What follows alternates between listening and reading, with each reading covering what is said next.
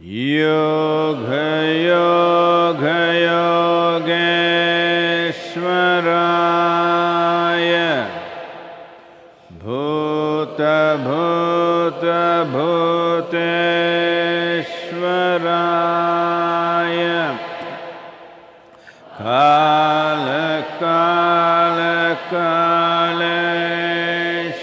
कालकालकालेश्वराय शिव शिव सर्वेश्वराय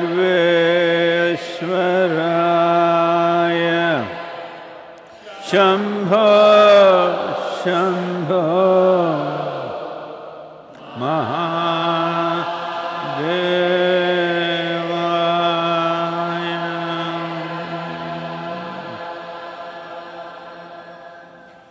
योग योग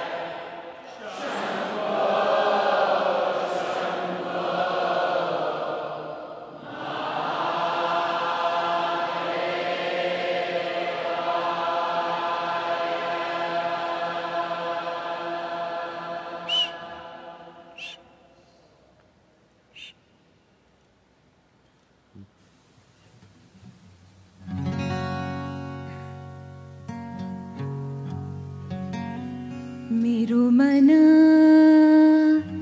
अनत कहाँ सुख पावे।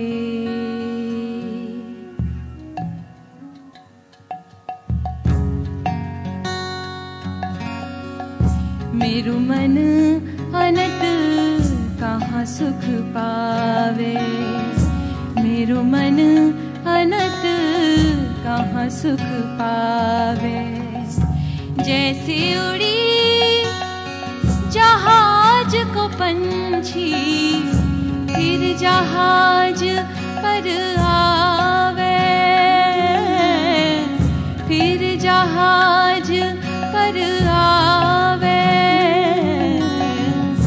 मेरो मन अनत कहाँ सुख पावे।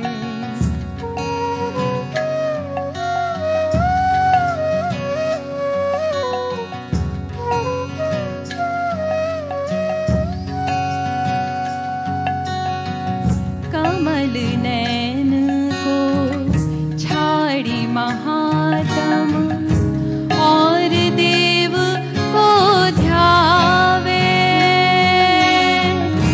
परम गंग को छाड़ी पियासो दुर्मति कूप खड़ावे।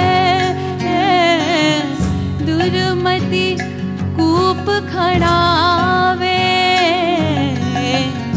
मेरो मन अनत कहाँ सुख पावे।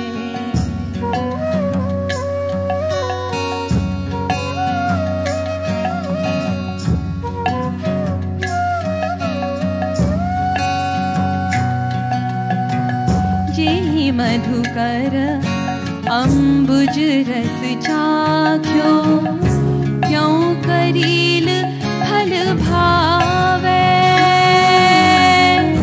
सूरदास प्रभु कामधेनु तजी।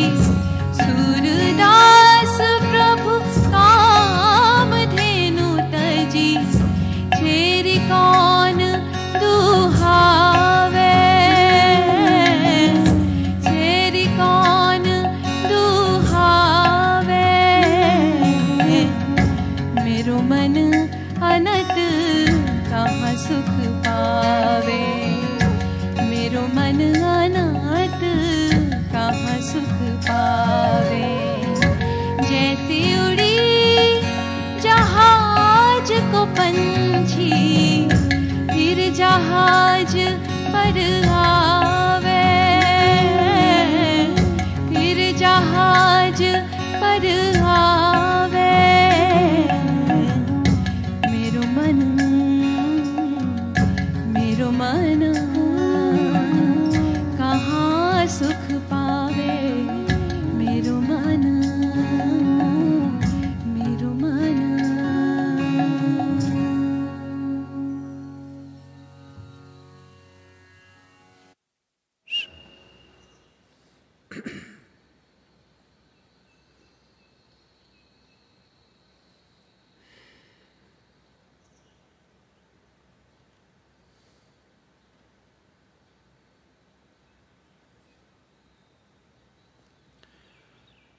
जननं सुखदं मरणं करुणं मिलनं मधुरं स्मरणं करुणम् कालवश्यादिह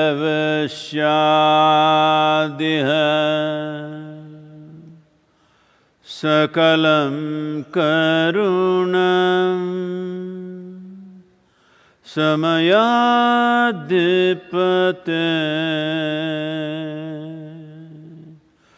अखिलं करुणम्।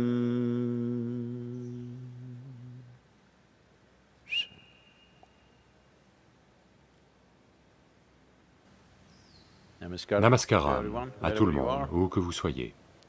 Donc, j'espère que vous avez pris soin de vous cette semaine. Parce que pour tout le monde, ces jours-ci, toutes les nouvelles sur les chaînes d'information tournent autour du virus, toutes les conversations dans le monde tournent autour du virus, les médias sociaux sont pleins de virus. Donc j'ai pensé que j'allais parler de l'être humain un peu. Alors un petit poème pour vous. Il s'appelle Humain. Even when at home, I longed for home. Even when at home, I longed for home. Searing pain of longing for home strangely got cured in being homeless. Searing pain of longing for home strangely got cured in being homeless.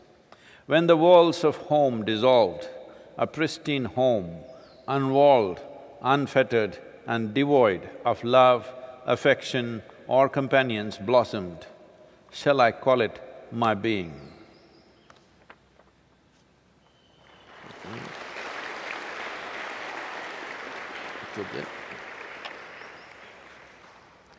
Si je ne l'ai pas bien lu, il est là-haut pour vous.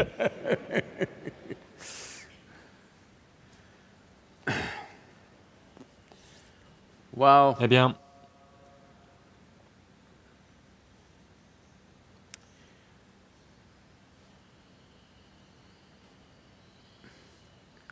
selon le plan,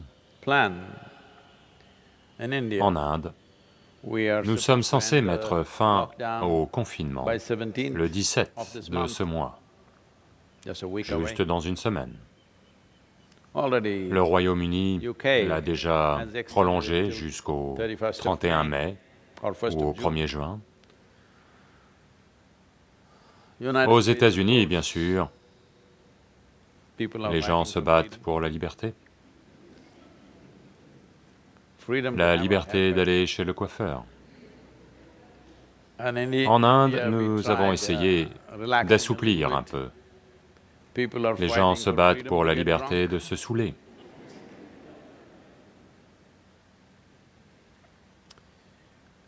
Il y avait quelques espoirs, parce que certaines études scientifiques,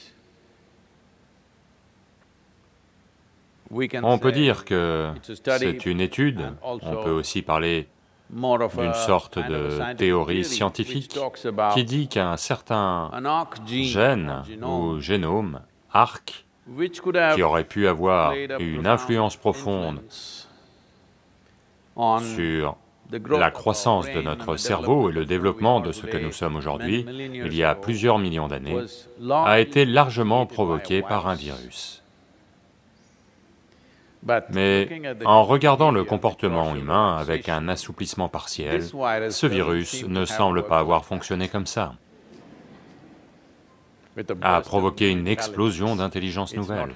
Ça ne s'est pas produit. Avec un peu de chance, le virus va muter en ce type de virus qui produit un plus haut niveau de puissance cérébrale. Eh bien, il est également remarqué que dans le développement des mammifères, qui sont actuellement classés comme le plus haut niveau d'évolution sur la planète, le développement et l'évolution de la capacité de produire du placenta, on pense que c'est le virus, il y a quelques centaines de millions d'années, qui aurait pu déclencher ce processus chez des mammifères très primitifs qui existaient à cette époque. C'est la base permettant aux nutriments de passer de la mère à l'enfant, et donc un enfant complètement formé. Un enfant complètement formé qui naît, que ce soit un être humain, ou une vache, ou un chien, ou tous ces mammifères, c'est devenu possible principalement en raison du développement du placenta. Et cela aurait pu être provoqué, ou a été provoqué, par un certain virus il y a des centaines de millions d'années. Donc vous ne savez pas quel trésor ce virus vous réserve. Peut-être que votre cerveau va se développer, ou que quelque chose d'autre va se produire, peut-être que vous allez développer une corne. Parce que les gens tuent les rhinocéros pour une seule corne, pas même deux. Donc si vous développez votre propre corne, peut-être que les rhinocéros feront la fête.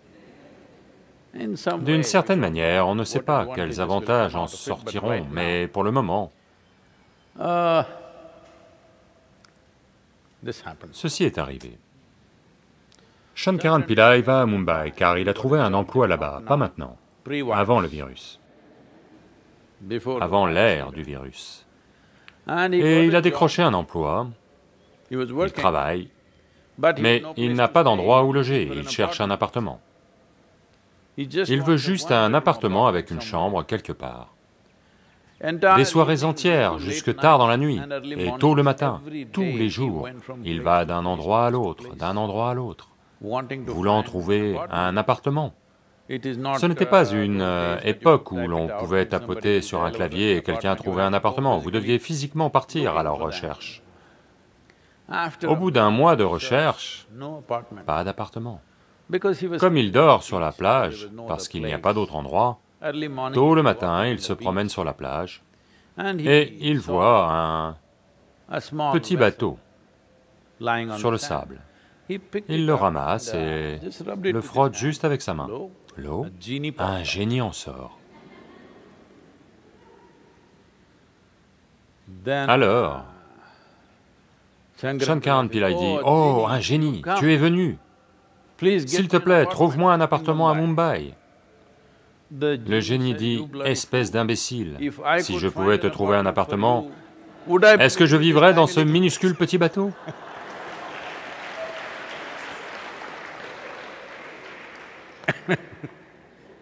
Donc ceux d'entre vous qui cherchent une baguette magique pour se sortir de la situation du virus, il n'y a pas de baguette magique.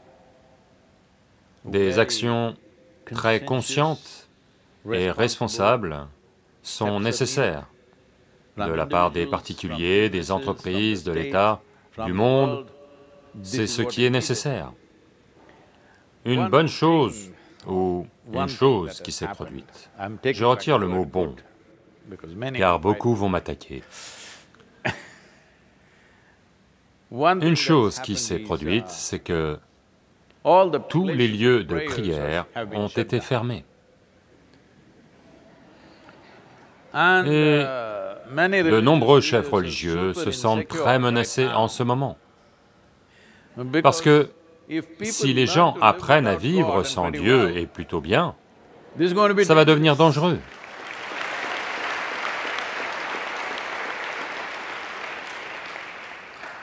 Ce sera la destruction d'une industrie majeure.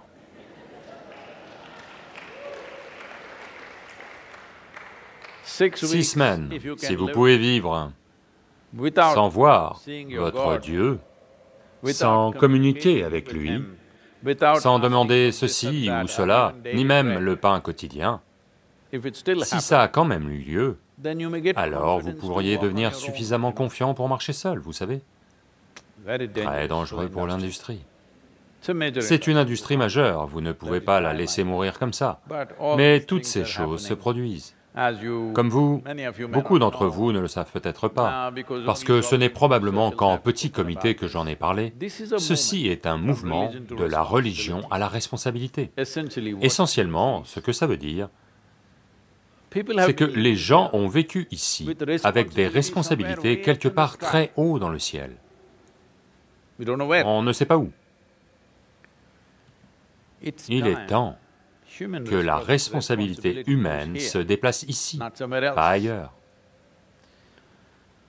Donc je pense que ce virus, d'une certaine manière, aide notre mouvement pour faire passer l'humanité de la religion à la responsabilité.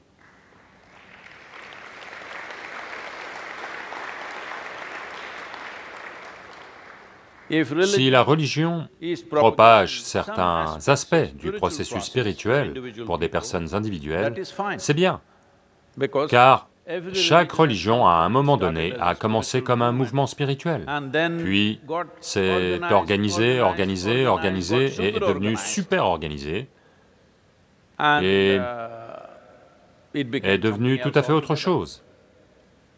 Donc je suis sûr que dans chaque religion, il y a des éléments du processus spirituel.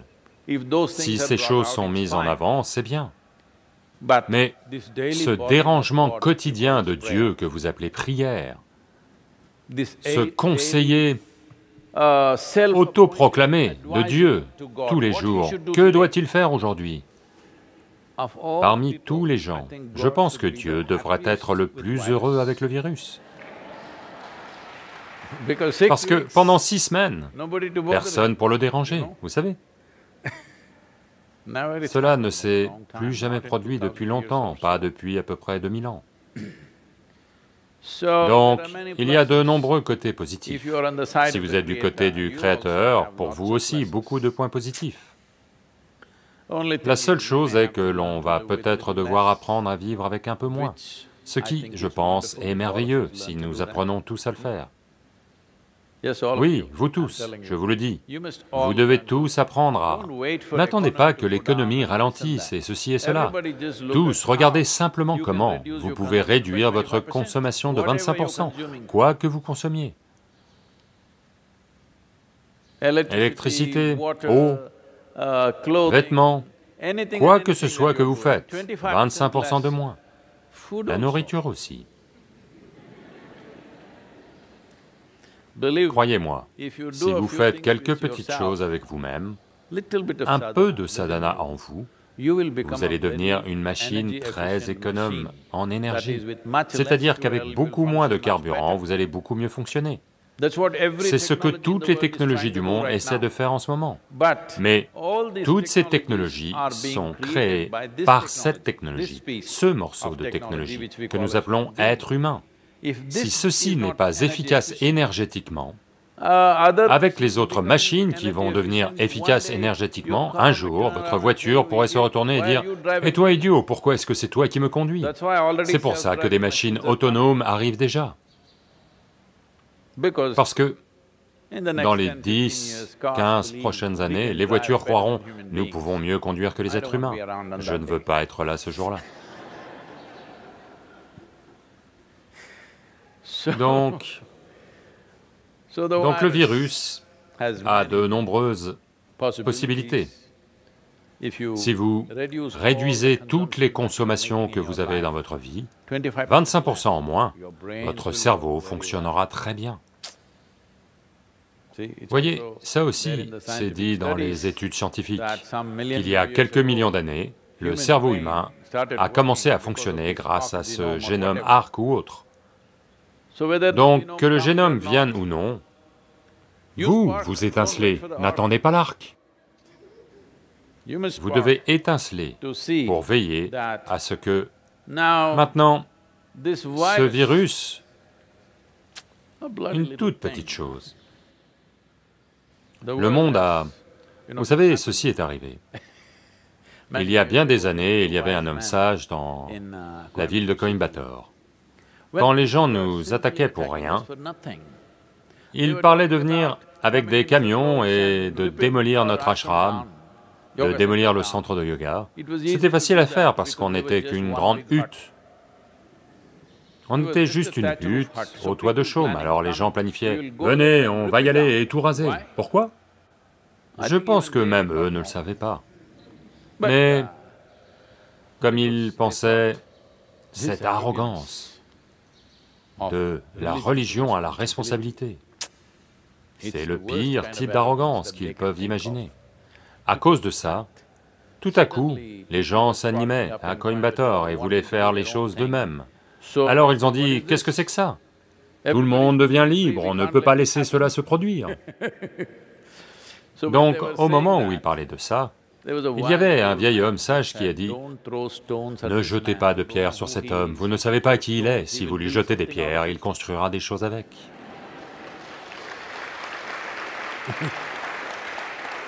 Vous voyez tous les ouvrages de pierre.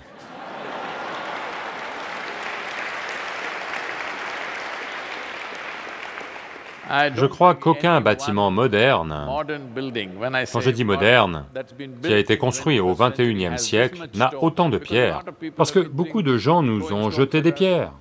Donc on s'est dit, on devrait tout faire en pierre. Maintenant, ils me lancent des virus, le monde me lance des virus. J'ai décidé qu'on va devenir viral.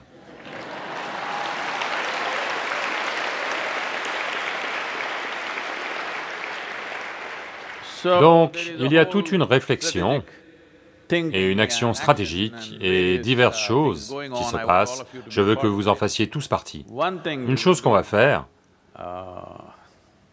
tout le monde me dit, ne leur dites pas sitôt, Sadhguru, ils vont mourir d'impatience et tout ça. Je pense que je vais vous le dire parce que ça arrive. Donc, nous allons lancer un programme simple mais puissant, dans lequel 40 jours avec Sadhguru en ligne. N'applaudissez pas, en ligne. C'est-à-dire que 24 heures par jour, Sadhguru va vous réveiller, Sadhguru va vous accompagner toute la journée, Sadhguru va vous endormir et rester avec vous pendant votre sommeil et vous réveiller à nouveau le matin. Nous sommes en train de concevoir ce programme. Nous allons le lancer lors de la journée du yoga, le 21 juin. Si vous voulez être là, vous feriez mieux de commencer à réserver. Pour le moment, les inscriptions ne sont même pas ouvertes, mais c'est annoncé, commencez à inscrire vos noms parce que nous allons peut-être devoir nous arrêter à un certain chiffre pour des raisons technologiques. Donc 40 jours avec Sadhguru, cela ne s'est jamais produit auparavant, donc on s'est dit, parce que les gens ne savent même pas comment se réveiller comme il faut et s'endormir comme il faut.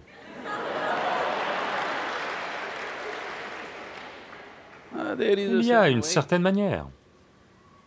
Vous savez, il y a une certaine façon de démarrer le moteur d'un véhicule. Si vous ne le faites pas bien, il ne fonctionnera pas pareil.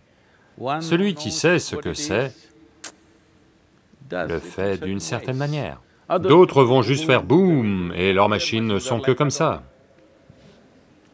Donc, il est important de savoir comment démarrer cette machine le matin et comment la mettre au repos. Vous voulez éteindre votre ordinateur, il y a un processus, n'est-ce pas? Si vous débranchez juste la prise dans le mur, demain matin, quand vous voudrez retravailler, il y aura beaucoup de problèmes. Pareil avec celle-ci. Comment l'éteindre? Comment la rallumer? Il y a une manière. Et comment lui faire traverser la journée? Alors, 40 jours, 24 heures, avec Sadhguru, d'accord?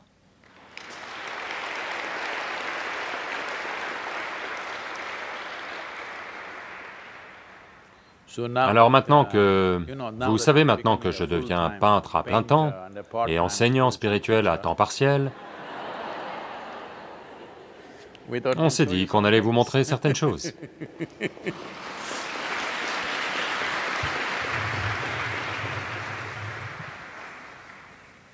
Yes. Which is that one? First one? Okay, let me see it here.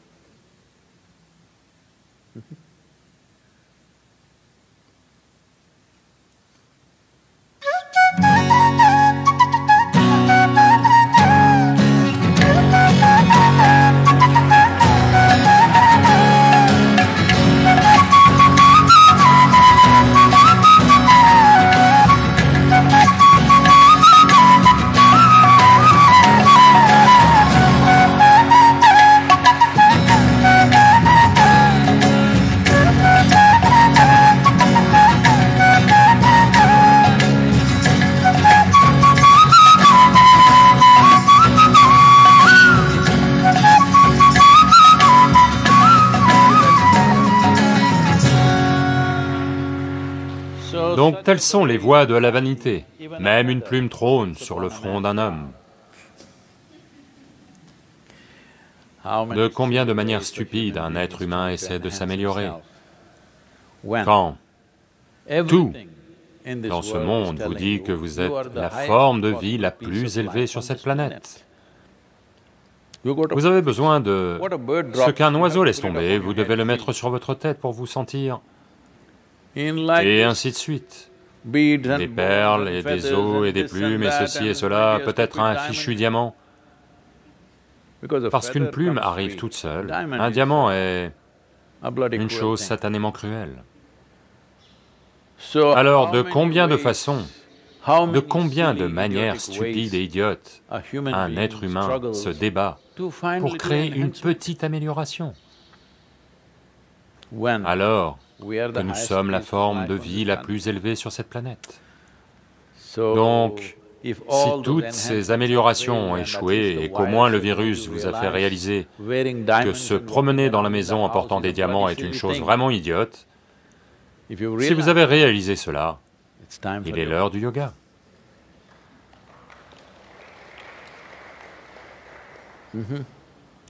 Des questions? Namaskaram Sadhguru. Lorsque quelqu'un est malade, est sur le point de mourir, est-ce le moment de les réconforter et de les consoler, ou bien de leur parler de la mort et de les y préparer?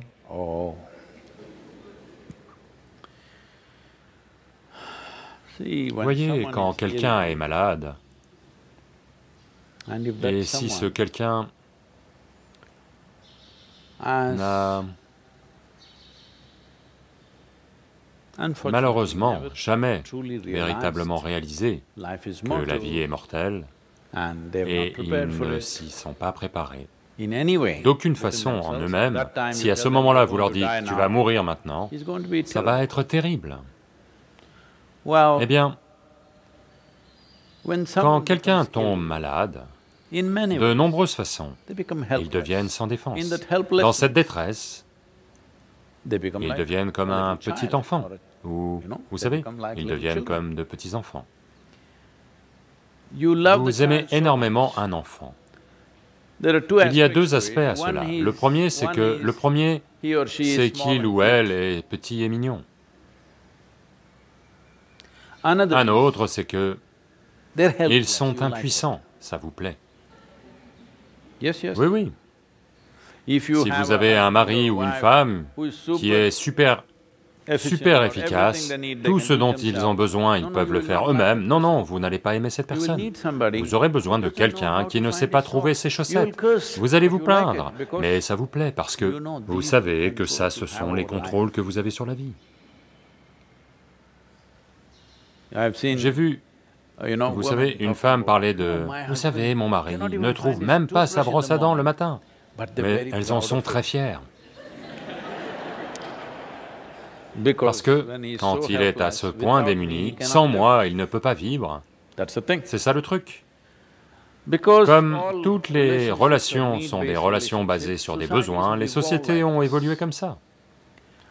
Donc leur dire soudain « tu vas mourir » n'est peut-être pas une très bonne idée. Dans ce pays, Les gens en avaient fait une chose très importante. Les gens ont en quelque sorte dilué cette sagesse fondamentale. Il était très important d'avoir un fils. Pas pour des raisons de discrimination sexuelle, mais parce que la nature et le format de la société étaient tels que si vous aviez des filles, à un certain âge, elles allaient partir. Donc même si elles sont à 10 ou à 25 km de vous dans un village avoisinant, eh bien, elle est enceinte, ou elle a un enfant en bas âge, ou elle a des responsabilités dans cette maison où elle est allée, et elle doit marcher 25 km pour venir, et il n'y a pas de moyen de transport, donc le plus probable, si vous mourrez, c'est qu'elle ne va pas venir. C'est toujours le cas. Nous en sommes de nouveau revenus à cette situation aujourd'hui, car pour la plupart des gens, leurs enfants sont dans un autre pays, ou dans un endroit lointain et ils ne peuvent pas venir, ou c'est à cause du virus qu'ils ne peuvent pas venir. Donc, à cause de cela, avoir un fils était très important, parce que un devoir fondamental qui était très bien établi dans cette société, et malheureusement oublié aujourd'hui, c'est que dès qu'un parent en arrive au point où l'homme se marie, le fils se marie, dès que cela arrive, l'un des devoirs du fils est d'amener les parents en pèlerinage sur des lieux de pèlerinage. Ce n'est pas du tourisme, c'est pour leur rappeler qu'ils sont mortels. Leur heure approche à grands pas, c'est le moment d'investir dans leur bien-être intérieur. Récemment, il y a eu une vidéo qui est devenue virale dans tout le pays, un homme portant sa vieille mère. Vous avez vu cette vidéo? Parce que ce gars était très malade quand il était jeune et tout le monde pensait qu'il allait mourir. Mais sa mère n'a pas baissé les bras et elle a prié un certain Dieu avec énormément d'intensité. Et sans aucun traitement, ce gars s'est rétabli. Donc depuis lors, il veut emmener sa mère. C'est son rêve à elle, dans les lieux de pèlerinage du pays. Maintenant, étant pauvre, il n'avait pas d'argent. Il a juste pris un bambou, d'un côté, certaines choses dont il a besoin, des vêtements, ceci et cela, de l'autre côté sa mère, et il la porte et marche de lieu en lieu, partout où elle avait souhaité aller, à travers tout le pays, portant sa mère et une autre charge de même poids à l'arrière, et il marche. Cette vidéo a fait le buzz dans tout le pays. Parce que cela était le devoir fondamental. Avant qu'ils ne deviennent incapables de marcher et de faire des choses, un fils doit les emmener sur des lieux de pèlerinage. Lieux de pèlerinage, pas pour des raisons touristiques, mais pour leur rappeler qu'ils doivent se tourner vers l'intérieur. Eh bien, cela a complètement disparu. Avec nos trucs, on pense que même si vous avez 70 ou 80 ans, vous devez aller au cinéma, vous devez faire la fête, vous devez faire ceci, faire cela, parce que tout ça nous est venu de l'Occident. Même si vous avez 80 ans, vous devez vous comporter comme si vous aviez 18 ans. Maintenant, vous devez aussi être sur les applications de rencontres. Oui, ils le sont, malheureusement. Donc, leur dire tout à coup n'est peut-être pas une très bonne idée. C'est quelque chose que vous ne pouvez juger qu'au niveau individuel. Il n'y a pas de prescription commune. Mais il est important que, avant qu'ils ne tombent malades, il faut susciter ça en eux. Ils ne devraient pas partir avec cette ignorance qu'ils vont vivre pour toujours. Donc, ils vont s'impliquer avec leurs enfants dans une certaine mesure, puis leur propre carrière et leur métier et je ne sais quoi, ils partent à la retraite. Maintenant, ils vieillissent maintenant, ils sont désespérés. Les petits-enfants, où sont les petits-enfants? Comment se fait-il que vous aimiez ces enfants qui ne sont pas encore nés à ce point, quand vous ne prêtez aucune attention et aucun amour aux enfants qui sont dans la rue? Comment se fait-il que vous ayez tant d'amour pour des enfants qui n'existent pas? C'est parce que vous voulez vous impliquer avec la vie une fois de plus, comme si c'était un nouveau départ, parce que ça va vous donner un nouveau bail de vie, un nouveau niveau d'implication, un nouveau niveau d'illusion. Les choses vont continuer pour toujours. Donc si toutes ces choses ne sont pas là, les gens vont devenir frustrés, ils vont perdre la tête, toutes ces choses vont avoir lieu malheureusement. Donc que vous deviez leur dire ou non s'ils sont malades et s'approchent de leur heure, Peut-être pas avec tout autant de mots, mais vous devez créer une atmosphère pour qu'ils le réalisent. Autrement, vous perpétrez une grande injustice. Vous perpétrez une grande injustice en créant une fausse atmosphère.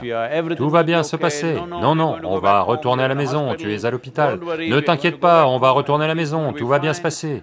Et puis le mariage de ton petit-fils va avoir lieu dans 5 ans. On va faire... Que va-t-on faire? On va faire un plan.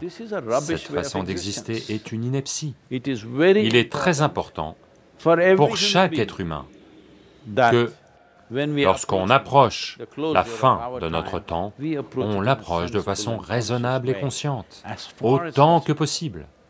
Si vous êtes absolument conscient, il n'y a rien à dire à ce sujet, ça sera pris en charge. Autrement, ils n'ont pas vécu comme ça, ils n'ont pas cette capacité-là maintenant, mais vous devez créer une atmosphère telle que ça aille dans cette direction.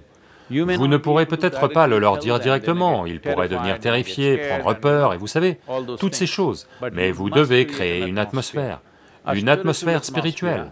Quand on dit spirituel, quelque chose qui n'est pas du corps, c'est tout.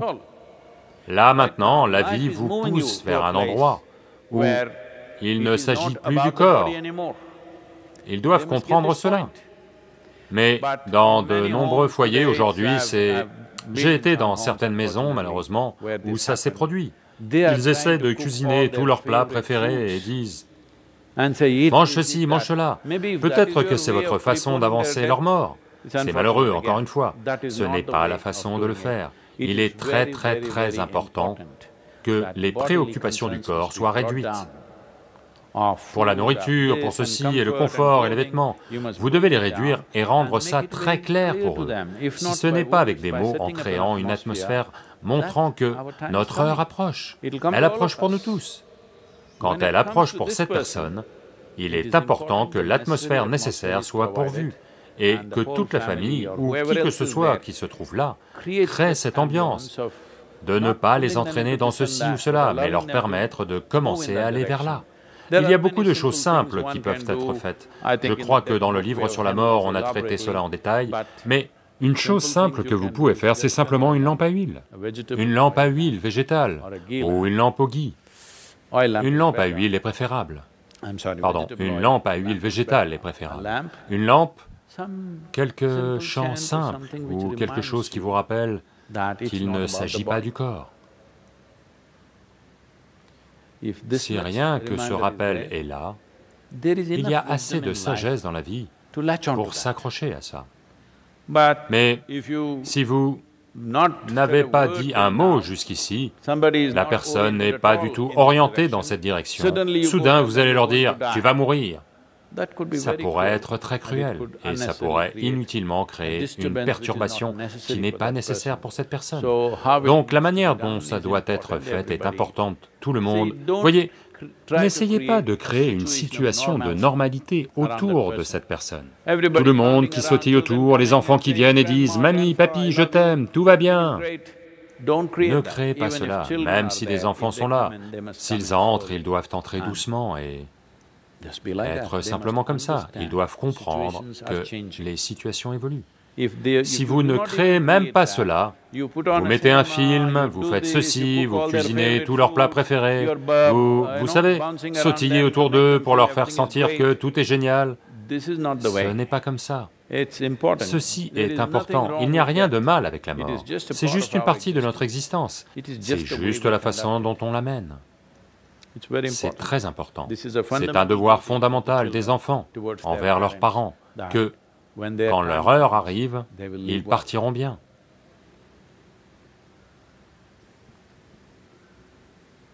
La chose la plus simple, c'est, si vous devenez spirituel, initialement, ils vont résister, ils vont avoir du mal, mais après ça, c'est une intelligence naturelle chez l'être humain. Quelqu'un qui a la moitié de mon âge ne se focalise pas sur... Vous savez, les compulsions physiologiques et psychologiques, et ils font quelque chose avec leur vie. Qu'est-ce que moi je fais? Ça va naturellement apparaître chez tout être humain. Donc, si vous faites une quelconque pratique spirituelle ou quoi que ce soit, c'est bien de le faire devant vos parents, même si ça ne les intéresse pas. Oui.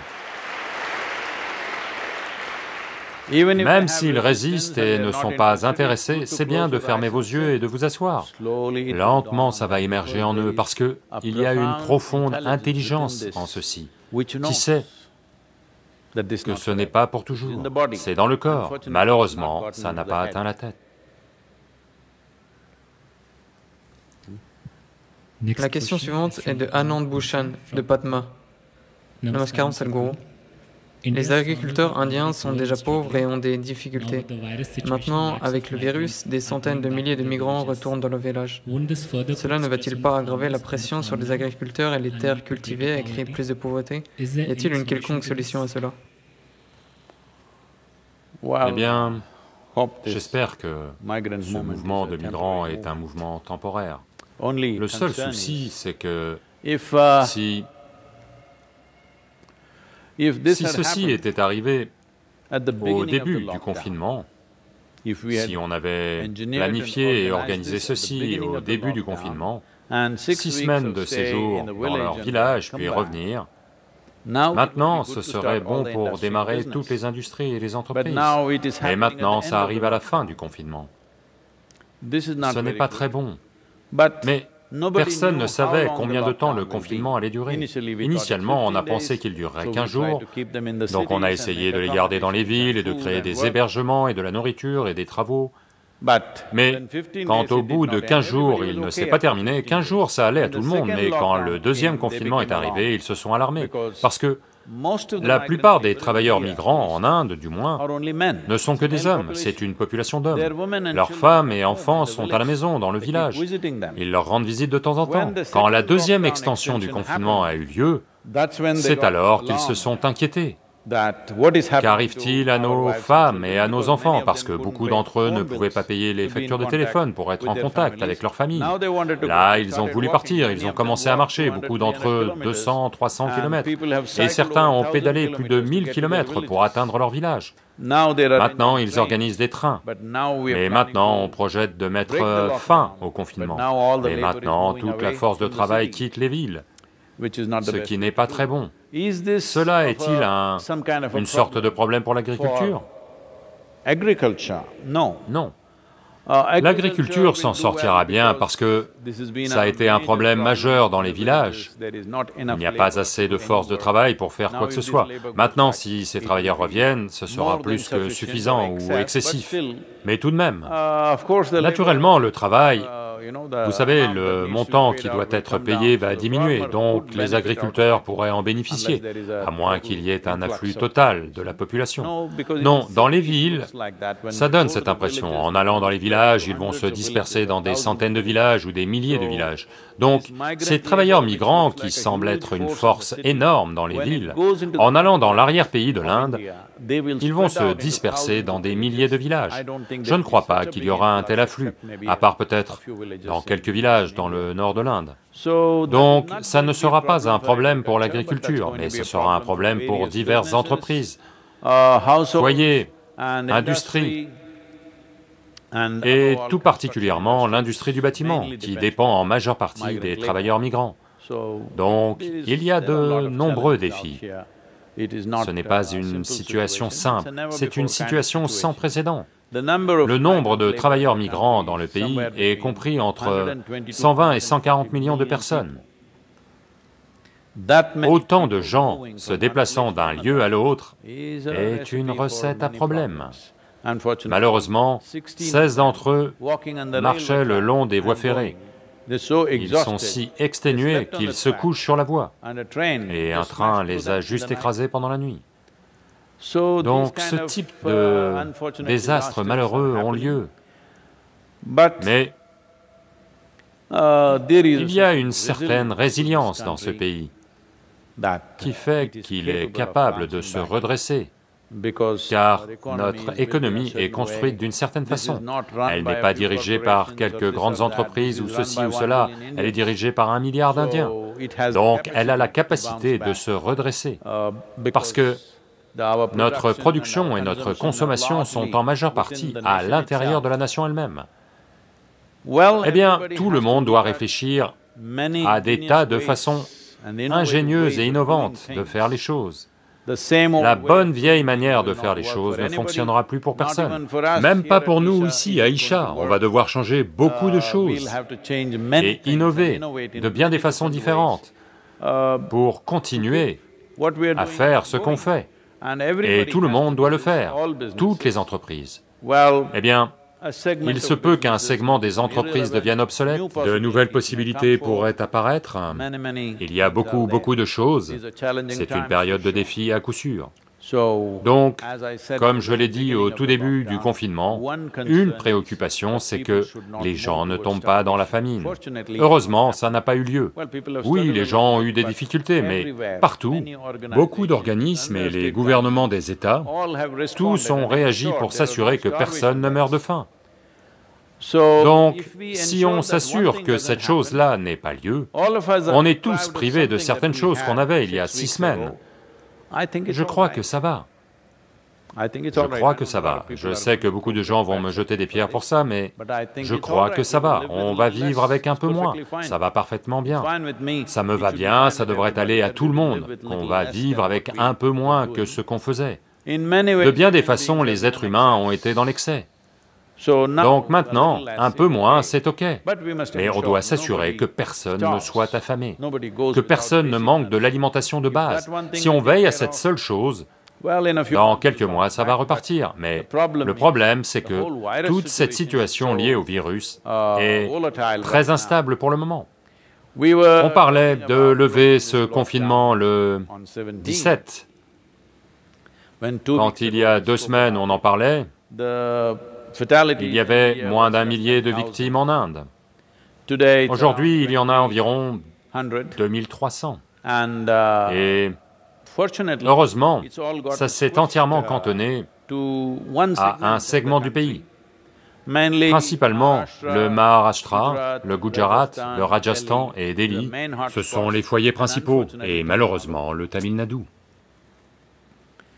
Non, c'est malheureux partout, mais ce que je dis, c'est que c'est un cas isolé, eux sont tous connectés. Quand on dit Maharashtra, ceux d'entre vous qui ne connaissent pas la géographie de ce pays, le Maharashtra, le Gujarat, le Rajasthan, Delhi, sont tous connectés, géographiquement. Ça a lieu là-bas de façon importante. Le Tamil Nadu est tout à fait au sud, mais malheureusement ça a lieu ici, alors que les États autour n'en ont pas. Ce qui a eu lieu pour certaines raisons. Je pense qu'à un moment, il faudra qu'une étude ou une recherche soit lancée pour comprendre pourquoi ça s'est passé comme ça, mais en tout cas, le nombre de victimes s'accroît de jour en jour. Je crois qu'en ce moment, chaque jour, environ 120 à 150 personnes meurent du virus dans le pays. C'est beaucoup mieux que les États-Unis, mais ce n'est ni une consolation ni une solution. Car quand on va lever le confinement, les États-Unis n'ont pas confiné aussi sévèrement que nous. Malgré le confinement, ça se passe comme ça. Une fois le confinement assoupli, personne n'en sait rien. Donc je veux que vous tous, où que vous soyez, vous compreniez la vraie responsabilité de maintenir une distance sociale et tous les autres protocoles dont on a parlé et reparlé commence réellement à partir du 17. Jusqu'à maintenant, la plupart d'entre nous avons été protégés en nous isolant. Maintenant qu'on doit sortir et que les autres se mettent à aller et venir, c'est là qu'un vrai défi se présente. C'est là qu'à quel point nous sommes responsables et censés va vraiment compter, après la fin du confinement, quand le processus économique va reprendre. Eh bien, est-ce que ça va échapper à tout contrôle, ou que va-t-il se passer? On va voir. En termes d'avantages et d'inconvénients, les gens comparent toujours ça à la grippe espagnole qui a eu lieu, vous savez, en 1919, et qui a tué plus de 50 millions de personnes. Entre 12 et 17 millions de personnes sont mortes rien qu'en Inde. La grippe espagnole, pourquoi est-elle arrivée en Inde? Elle n'a pas commencé en Espagne, elle a été appelée comme ça parce que, après la Première Guerre mondiale, il y avait tellement d'échanges à cet endroit, et elle a éclaté là-bas, puis elle s'est répandue partout. Mais il ne faut pas comparer ceci à la grippe espagnole, parce que la grippe espagnole a principalement tué les gens de 20 à 40 ans. Celui-ci tue des gens qui ont généralement plus de 65 ou 70 ans, ou d'autres populations vulnérables qui ont certains problèmes inhérents à leur système. Et une autre chose, c'est que l'inconvénient de celui-ci, c'est qu'il ne tue pas aussi rapidement que la grippe espagnole, mais il se transmet sans symptômes. Avec la grippe espagnole, dès que vous l'attrapiez, ça se savait, personne ne vous approchait. Mais à cette époque-là, on n'avait pas d'antibiotiques. Maintenant, on a toute une variété de médicaments, même si on est infecté, il y a une façon de gérer la chose. Donc on ne parle pas de ces niveaux de mortalité dans le monde, mais à quel degré nos activités seront-elles handicapées, c'est une question. Eh bien, tout un tas de gens disent, vous savez, toutes sortes de gens s'emparent du jargon scientifique pour dire qu'on va développer une immunité collective. Dites immunité de troupeau. Voyez, pour développer une immunité de troupeau, il faut qu'environ 60 à 70% de la population soit infectée. Si cela arrive, nous allons balayer une tranche importante de la population âgée. Les gens de plus de 75 ans, cette population-là sera quasiment décimée dans le monde. Et peut-être aussi les bébés de moins d'1 an, et tous les gens vulnérables. Ceux qui ont eu des greffes, des gens avec des problèmes cardiaques, les diabétiques, et un tas d'autres choses qui rentrent dans cette catégorie. Donc, toute la population vulnérable, nous allons la décimer. Donc, l'immunité de troupeau n'est pas vraiment une solution en ce sens, parce que ça veut dire qu'on décide... Le mot troupeau lui-même est quelque chose que je ne supporte pas quand on parle des êtres humains. L'immunité de troupeau, on en parle chez les animaux. On est en train de parler de la même chose chez les êtres humains, parce que le virus est venu des animaux, et tout ça. Mais ça va décimer la population vulnérable, si vous envisagez d'avoir un taux d'infection de 70% à travers le monde. Donc comment l'arrêter? Personne n'en a aucune idée. La seule chose, c'est qu'on a quelques idées sur comment le ralentir. Et la meilleure chose que vous puissiez faire, c'est comment optimiser l'immunité de votre système. On peut vous donner un protocole pour l'entretenir à l'ashram.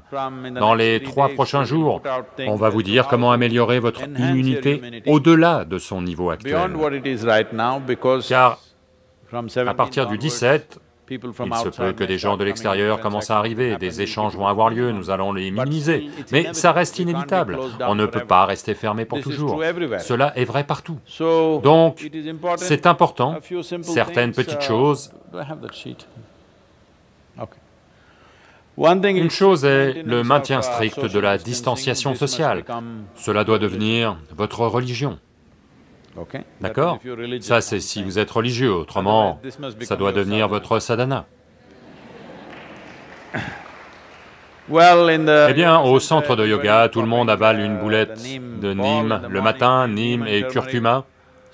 Donc, dans les 2 prochains jours, la boulette verte va disparaître, seule la boulette de curcuma sera là, mais il va y avoir des feuilles de neem. Donc, avant de commencer votre sadhana du matin, vous devez prendre 8 à 12 feuilles et les mettre dans votre bouche, les mâcher et les garder en bouche. Il est très important qu'elles soient dans votre bouche. Leur efficacité est maximale quand elles sont dans votre bouche. Donc, vous devez les garder en bouche, les mastiquer pendant 1 à 2 heures, les garder là sans les rincer ni les avaler, gardez-les juste en bouche. Faites votre sadhana avec, où que vous soyez. Quoi?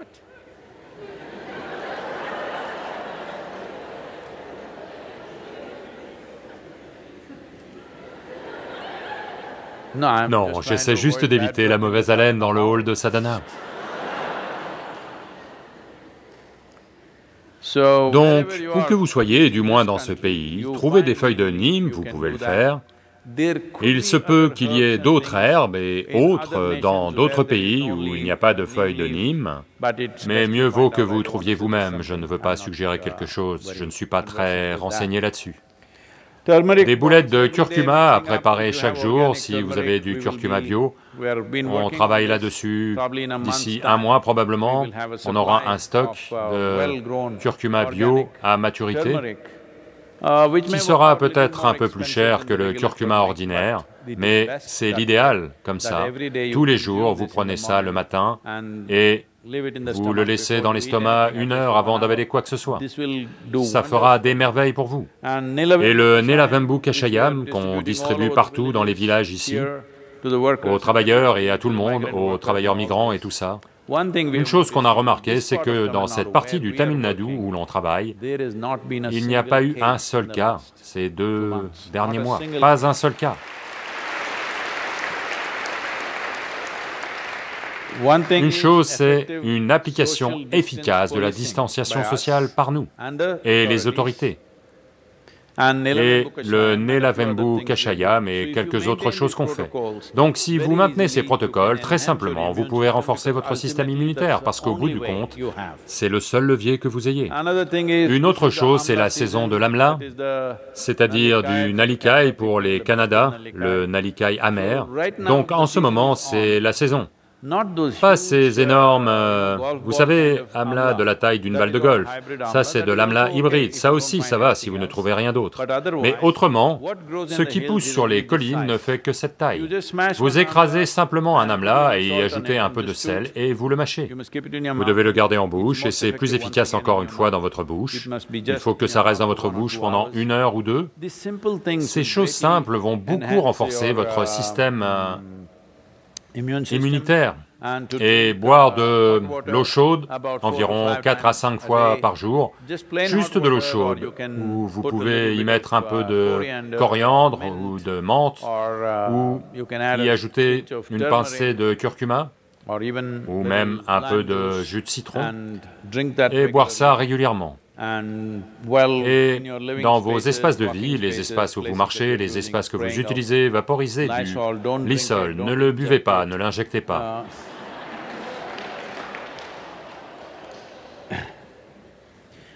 Et ceci va avoir lieu ici, au centre de yoga. On réfléchit à comment les loger et quoi faire.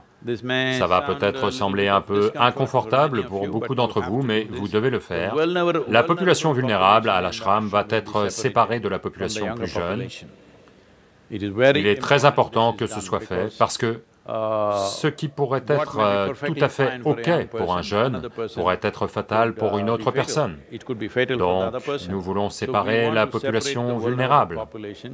Ce travail est en cours, vous devez faire ça chez vous aussi. S'il y a des personnes au-delà d'un certain âge ou si elles ont une maladie qui les rend vulnérables, il est important que vous vous sépariez clairement d'elles. Combien de temps? On ne sait pas. Personne ne le sait. Il n'y a que des suppositions. En ce moment, si vous regardez la façon dont la grippe espagnole a eu lieu, elle a commencé au mois de janvier, elle a fait quelques dégâts, mais la deuxième vague a eu lieu en août-septembre. C'est là qu'elle a touché le maximum de gens. Donc, certains médecins et scientifiques estiment qu'une deuxième vague va avoir lieu entre octobre et décembre dans la plupart des pays. Est-ce que ça va avoir lieu en Inde ou pas? Est-ce que ça va avoir lieu dans toute l'Inde parce que les conditions climatiques sont très différentes d'un endroit à l'autre ici, dans ce pays? Aux États-Unis aussi, ce sera peut-être le cas. La façon dont ça va se passer dans le sud du pays et dans le nord, la façon dont ça va évoluer, ça pourrait être différent. On ne le sait pas avec certitude, parce qu'ils ont montré qu'ils sont capables de survivre à toutes sortes de temps. On espérait qu'avec l'arrivée de l'été, ça s'atténuerait, mais ce n'est pas ce qui se passe. Maintenant, on a un nouvel espoir. Avec l'arrivée de la mousson, ça va s'atténuer. C'est juste un espoir. Le virus pourrait apprendre à prospérer dans toutes ces conditions. Il n'y a pas... À vrai dire, il n'y a aucune preuve que ça va effectivement s'atténuer. Donc quand la deuxième vague va arriver, quand on va relâcher notre vigilance et commencer à reprendre nos activités et que la deuxième vague va arriver, c'est là que l'humanité pourrait le payer très cher. Donc c'est pour ça qu'on veut séparer la population vulnérable. Chacun d'entre vous, chez vous, si vous avez des personnes dans ce cas, vous devez maintenir une distance nette, une distance absolue. Combien de temps? Malheureusement, on ne sait pas combien de temps. Personne ne sait combien de temps. Tout le monde fait des hypothèses. Ne faites pas d'hypothèses avec la vie des gens. En ce qui concerne les travailleurs migrants et tout ce qui a lieu, ils n'ont pas tous à revenir en ville, si vous voulez mon avis. J'ai parlé avec des milieux d'affaires et, vous savez, des entrepreneurs du monde entier. Hier, on avait un événement avec TIE, aujourd'hui avec une chaîne d'information. Donc c'est quelque chose que j'essaie constamment de faire passer. C'est ce qu'on fait depuis 15-20 ans. Beaucoup de gens écoutent, quelques actions ont eu lieu, mais pas assez d'actions. Le constat simple est juste celui-ci. Les statistiques disent qu'environ 27% des investissements mondiaux ont lieu dans seulement 31 ou 32 villes, ou 36 villes, je crois. Quand 27% de la richesse mondiale est concentrée dans seulement quelques villes, pourquoi les gens n'iraient-ils pas là? Naturellement, c'est là qu'ils vont aller. On estime que dans les 10 prochaines années, avant ce virus, on estimait que dans les 10 prochaines années, environ 1,6 milliard de gens vont migrer dans le monde. Je veux que vous imaginiez l'horreur liée à ça. 1,6 milliard de gens, entraînant leurs femmes et leurs enfants et, vous savez, ramassant leurs affaires et quittant des endroits où ils ont vécu pendant des générations, des centaines d'années, et partant ailleurs. Les atrocités qu'ils traversent ne sont pas croyables. En Inde, on estime que 220 millions de personnes vont migrer dans l'Inde rurale vers l'Inde urbaine. Eh bien, ceux d'entre vous qui vivez en ville, je veux que vous imaginiez, disons 10 villes indiennes, 220 millions de personnes. Même si vous les répartissez uniformément, ce qui ne sera pas le cas, vous pouvez imaginer le sort de ces villes. Donc, une chose importante qui doit avoir lieu, c'est que les investissements doivent se répandre. Cette façon de construire l'industrie sur le mode de Manchester, parce que c'est là que ce système de production de masse a démarré et ils l'ont exporté partout. Tout doit être fait dans un seul endroit, tout le monde doit venir travailler dans un seul endroit. Ceci doit disparaître. En ce moment, tout un tas de gens parlent de télétravail et de choses comme ça, mais cela n'est valable que pour une certaine tranche de gens qui font un certain type de travail. Mais les autres doivent aller quelque part. Mais ce quelque part n'a pas forcément à être concentré dans une seule ville. Cela doit s'étaler. Si on ne se concentre pas là-dessus, si dans les 700 et quelques districts de ce pays, on ne répartit pas l'industrie, même si c'est un peu difficile au début, si on ne fait pas ça, les migrations vont dégénérer. Une autre chose est l'agroforesterie. L'agroforesterie est un moyen sûr d'arrêter les migrations, parce qu'une des raisons pour lesquelles les migrants bougent, c'est que chaque fois qu'il y a une sécheresse sur les terres agricoles, ça arrive tous les 5, 6 ans ou 8 ans, il y a une grande sécheresse. Quand cela a lieu, des vagues de migration vont avoir lieu. Les gens vont quitter leurs terres et aller en ville, et ne reviendront jamais. Si vous avez des cultures de long terme sur vos terres, si vous avez des arbres sur vos terres, vous n'allez pas partir en quittant vos terres, parce qu'il y a de l'argent qui se tient là. Donc l'agroforesterie est un des meilleurs moyens d'arrêter les migrations vers les villes. Si on ne fait pas ça maintenant, nos villes vont devenir invivables, pas seulement en Inde, quasiment partout dans le monde. Cette migration, si ce milliard et quelques de gens commencent à aller s'empiler dans une ville, personne ne peut vivre bien. Cette idée de concentrer la population est même un terrain fertile pour une future pandémie. Habituellement, on aime bien appeler ça un village global. Si c'était un village global, je vous le dis, le virus serait assez inoffensif, mais c'est une ville. La ville de Wuhan elle-même est censée avoir 11 millions d'habitants. Et combien de villes de plus de 10 millions d'habitants dans le monde? Il y en a trop. Pourquoi 10 millions de personnes se sont-elles rassemblées au même endroit? Est-ce parce qu'ils sont amoureux les uns des autres? Je ne crois pas. C'est simplement parce que les opportunités économiques sont toutes concentrées au même endroit. Il faut que ça s'étale. Si on ne les étale pas, pas seulement en Inde, dans le monde entier, les possibilités économiques doivent s'étaler géographiquement.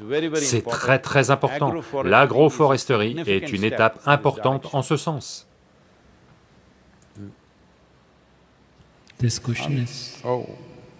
Avons-nous le temps? Ok, dernière question. Cette question est de Aouti. Namaskaram Sadhguru. Les femmes sont socialement conditionnées pour se protéger depuis leur enfance. Dans un de vos discours, vous avez aussi mentionné que l'instinct de survie est plus fort chez elles. Cet instinct de conservation qu'a une femme peut-il être un obstacle pour elle sur son chemin spirituel?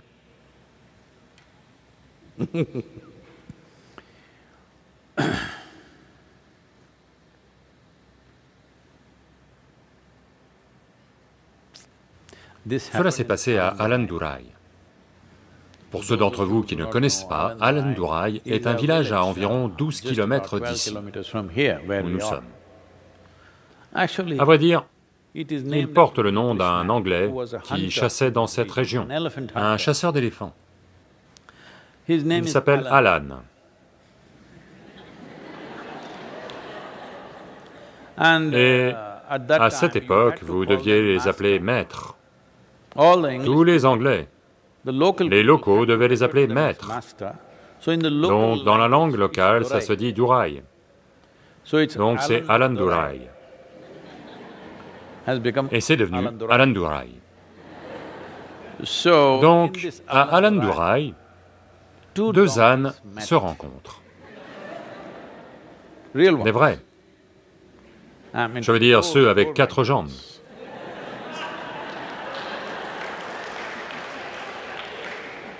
Au cas où vous pensez que je suis méchant, non. De vrais ânes se rencontrent.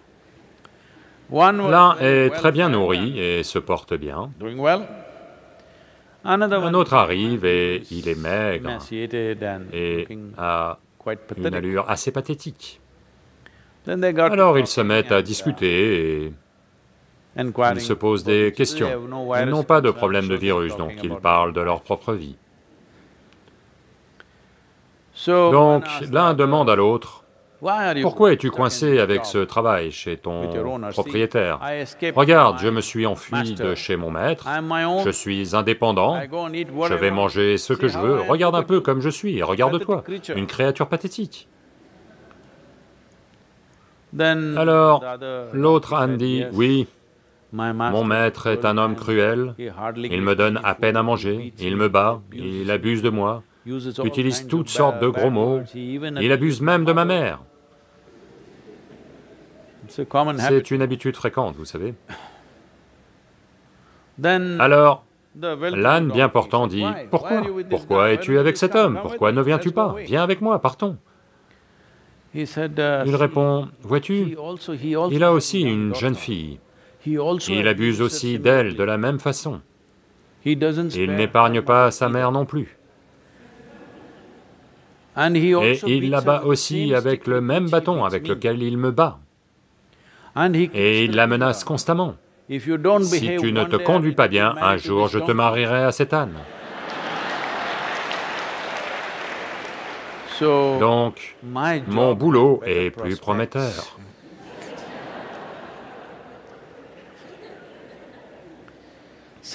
L'instinct de survie est quelque chose de très fort. Il n'y a pas que les femmes qui l'ont.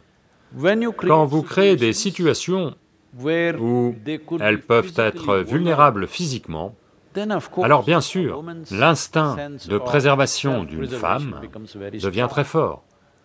C'est pourquoi créer un lieu civilisé où sa faiblesse physique ne... Quand je dis faiblesse, je ne veux pas dire faible dans ce sens, je parle de faiblesse musculaire.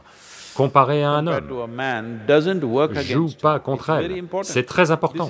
C'est pourquoi un lieu spirituel est créé de telle façon qu'une femme n'a pas besoin de se demander si elle est un homme ou une femme, elle peut juste faire comme elle veut. C'est très important, parce que si vous créez un espace où elle est physiquement menacée, naturellement, elle va devenir très consciente de sa survie. Donc c'est l'affaire de chaque civilisation.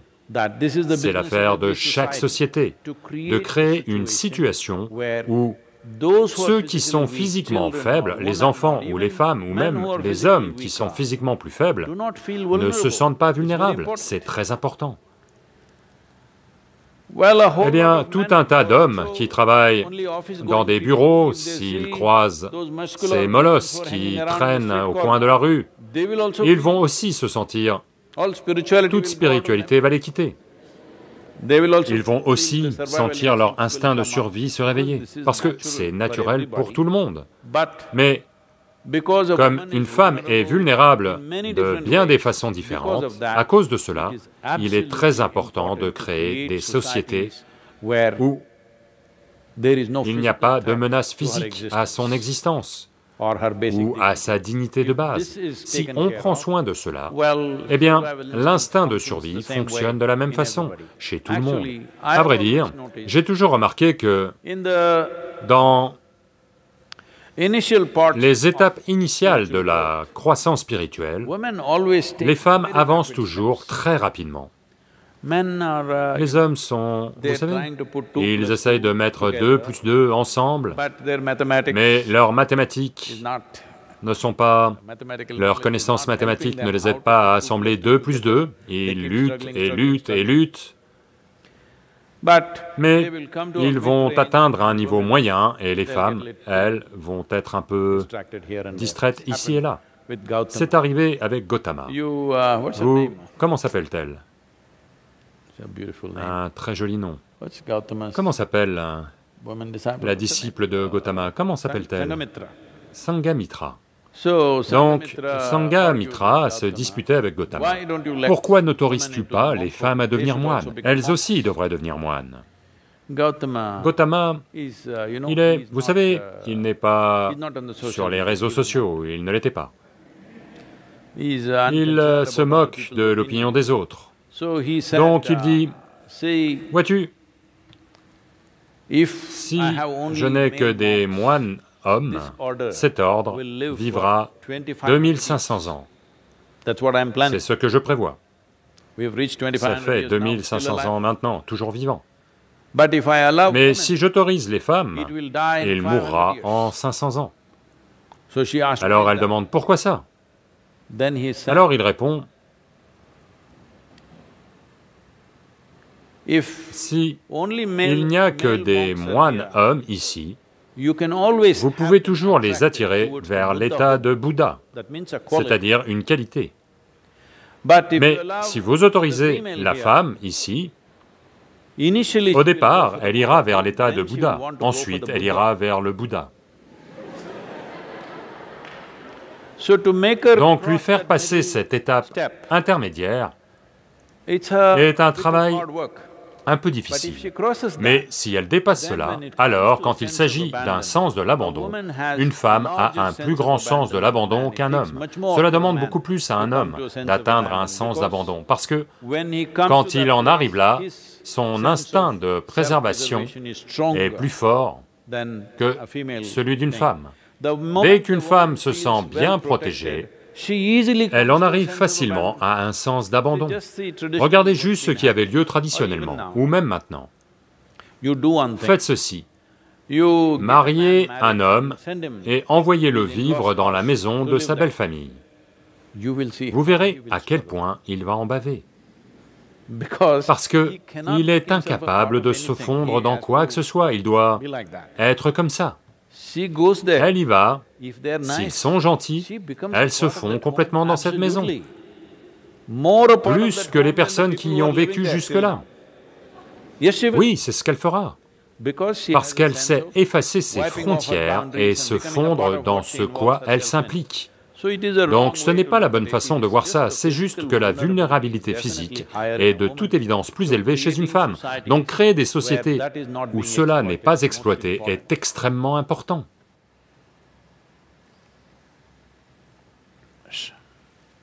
C'est à cause de cette vulnérabilité physique que toutes sortes de blagues sont faites dans le monde sur le fait qu'une femme ment toujours sur son âge ou des choses comme ça.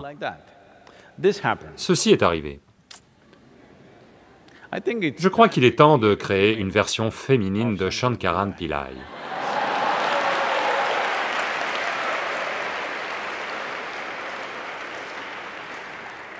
Ok, elle va au casino. Elle n'a pas encore de nom.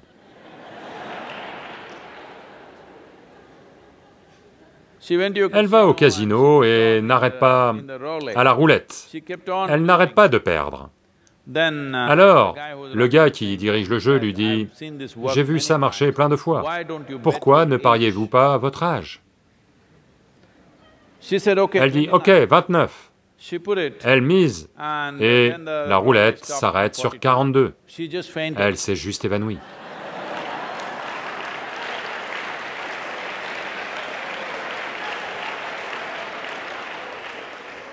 Parce que l'âge est une vulnérabilité physique, c'est pour ça.